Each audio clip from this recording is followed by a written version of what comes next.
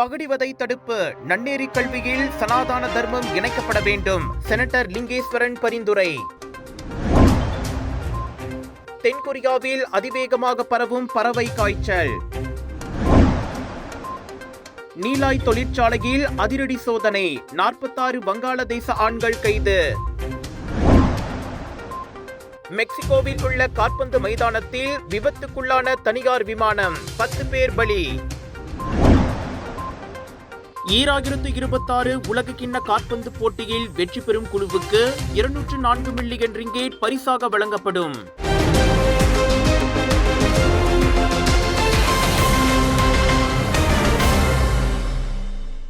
இந்து மதத்தை பின்பற்றும் மாணவர்களுக்கு நன்னெறி கல்வி பாடத்தில் சனாதன தர்மத்தின் மதிப்புகள் இணைக்கப்பட வேண்டும் என senator doctor Lingeswaran R Arunachalam பரிந்துரைத்துள்ளார். பள்ளி மாணவர்கள் மத்தியில் பகடிவதை பிரச்சினைகளை களையும் நீண்டகால தடுப்பு நடவடிக்கையாக இது அமையும் என்றார் அவர். மேலவையில் 2025 பகடிவதை தடுப்பு சட்ட மசோதா மீதான விவாதத்தில் பங்கேற்று பேசிய போது அவர் அவ்வாறு கூறினார். இந்த மசோதா பகடிவதை சம்பவங்களுக்கு எதிரான சட்ட நடவடிக்கைகளையும் பாதிக்கப்பட்டோருக்கு நியாயம் கிடைப்பதையும் உறுதி செய்கிறது என்பது உண்மைதான்.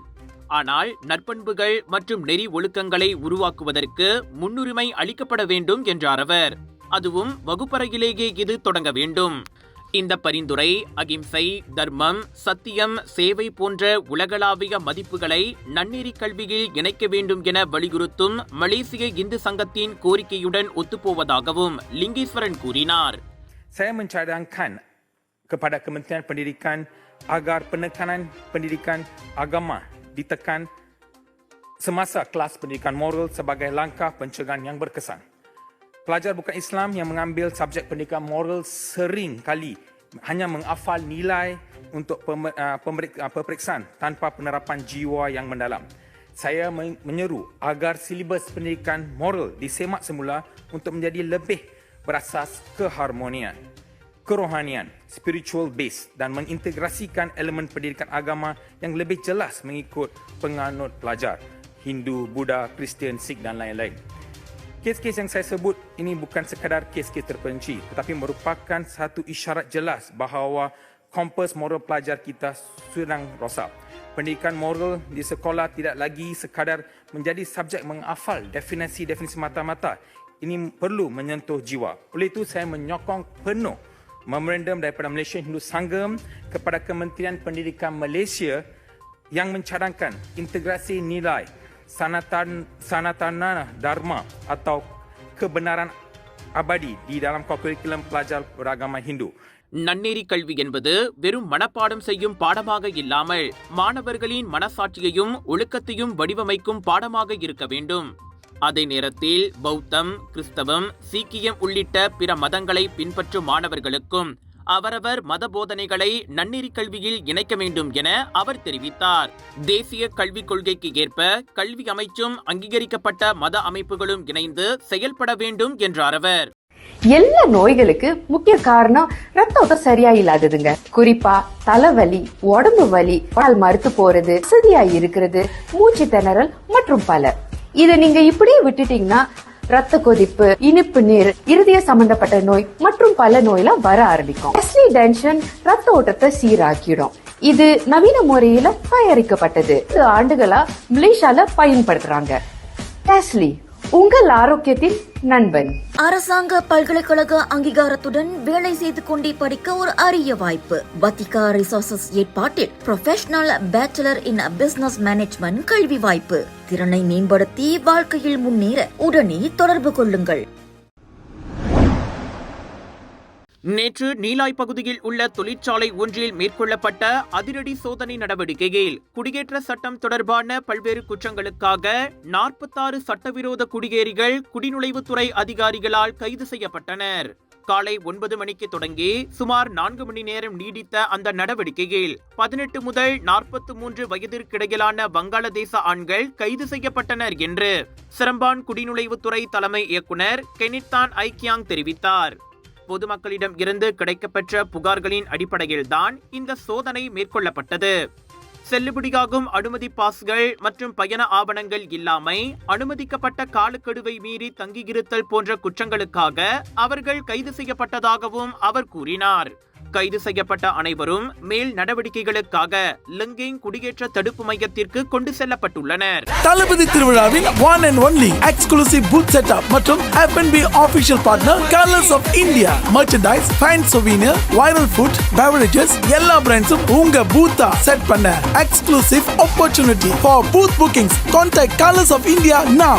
KVN ப்ரொடக்ஷன்ஸ் மற்றும் மாலிக் ஸ்ட்ரீம்ஸின் தத்தோ மாலிக் பெருமையுடன் வழங்கும் தளபதி திருவிழா along with Jananayagan audio launch இந்த 8 hours entertainment festival 27 டிசம்பர் புக்கிட் ஜாலி ஸ்டேடியமில் நடக்க உள்ளது.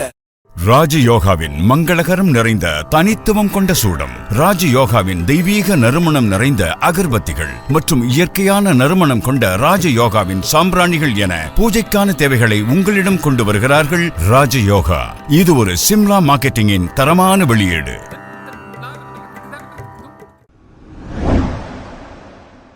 ஈராயிரத்து 26ஆம் ஆண்டுக்கான உலகக்கிண்ண காற்பந்து போட்டியில் வெற்றி பெறும் குழு 50 மில்லியன் அமெரிக்க டாலர், அதாவது 204 மில்லியன் ரிங்கெட்டை பரிசாக பெறும் என அனைத்துலக காற்பந்து சம்மேளனமான FIFA அறிவித்துள்ளது.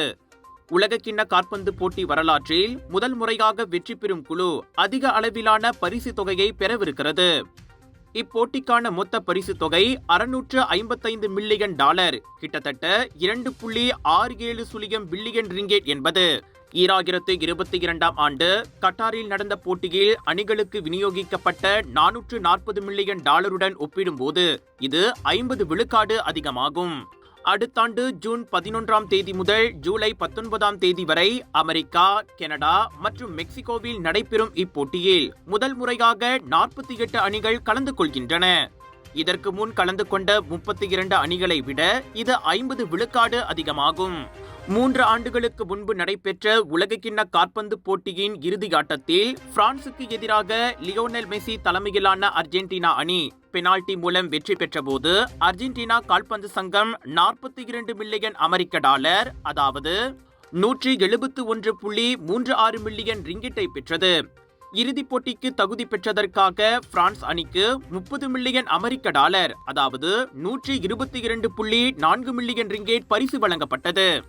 இந்த முறை 2ஆம் இடத்தை பிடிக்கும் அணிக்கு 33 மில்லியன் அமெரிக்க டாலரும், 3ஆம் இடத்தை பிடிக்கும் அணிக்கு 29 மில்லியன் அமெரிக்க டாலரும் வழங்கப்படும். சைபர் ஜெயா யூனிவர்சிட்டியின் MBA பயணம் எனக்கு ஒரு மாற்றத்தை கொண்டு வந்தது. இந்த பாடத்திட்டத்தின் நெகிழ்வுத்தன்மை எனக்கு வேலை மற்றும் படிப்பை சமநிலைப்பட உதவியது. அன்பான விரிவுரையாளர்கள் மற்றும் நடை அடிப்படையான கற்றல் என்னை நிஜ வாழ்க்கை சவால்களுக்கு தயார்படுத்தியது. நான் கற்றதை நேரடியாக என் தொழிலில் பயன்படுத்த முடிந்தது.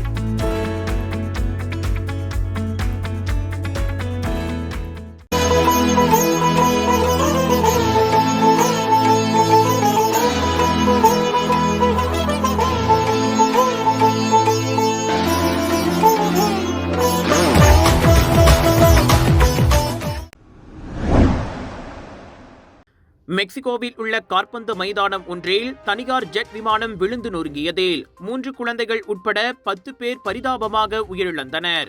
எமர்ஜென்சி லேண்டிங், அதாவது அவசர தரையிறக்கத்தின் போது அந்த விமானம் கட்டுப்பாட்டை இழந்து மைதானத்திற்கு அருகாமையில் இருந்த தொழில்துறை கிடங்கொன்றில் மோதி விபத்துக்குள்ளானது. விமானத்தில் 8 பயணிகள் மற்றும் 2 பணியாளர்கள் இருந்தனர். உயிரிழந்த குழந்தைகள் 2, 4 மற்றும் 9 வயதுடையவர்கள் என்பது குறிப்பிடத்தக்கது. விமான விபத்தை தொடர்ந்து ஏற்பட்ட தீ மற்றும் எரிபொருள் கசிவு காரணமாக அருகிலுள்ள பகுதிகளில் வசித்து வந்த சுமார் 130 பேர் முன்னெச்சரிக்கையாக வெளியேற்றப்பட்டனர்.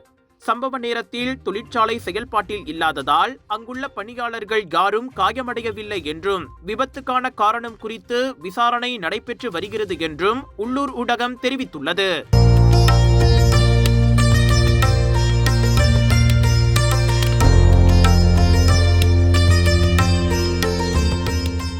Check out my hands-free Go Golf Skechers slip-ins. I just step in and they're on. No bending down, no touching. Great, but it's your turn to play. My bad. Go Golf Skechers slip-ins. They're so amazing, you can't stop talking about them. Did I mention I don't? தென்கொரியாவில் முட்டை உற்பத்தி செய்யும் கோழி பண்ணைகளில் அதிக பாதிப்பை ஏற்படுத்தும் பறவை காய்ச்சல் தொடர்பான 2 புதிய வழக்குகள் நேற்று பதிவு செய்யப்பட்டன என்று அதிகாரிகள் தெரிவித்துள்ளனர். இந்நிலையில் தென்கொரியாவில் பதிவான மொத்த வழக்குகள் 14ஆக உயர்ந்துள்ளன என்று அறிவிக்கப்பட்டது. கடந்த 2020ஆம் ஆண்டு முதல் அப்பண்ணையில் சுமார் 4 முறை பறவை காய்ச்சல் ஏற்பட்டு அப்பகுதியில் பெருமளவில் பாதிப்பை ஏற்படுத்தியிருந்தது. பாதிக்கப்பட்ட பண்ணைகளில் சிறப்பு தனிமைப்படுத்துதல் ஆய்வுகள் மேற்கொள்ளப்பட்டு வருவதுடன் நோய் மேலும் பரவாமல் தடுக்க அந்த பகுதிகளுக்குள் நுழையும் வாகனங்கள் மீது கண்காணிப்பு கடுமையாக்கப்பட்டுள்ளது என்றும் தென்கொரிய அரசு தெரிவித்துள்ளது. மேலும் ஆண்டின் இறுதி வரை நாடு முழுவதும் உள்ள முட்டை உற்பத்தி கோழி பண்ணைகளில் முழுமையான ஆய்வுகள் நடத்தப்படும் என்றும் அதிகாரிகள் அறிவித்துள்ளனர்.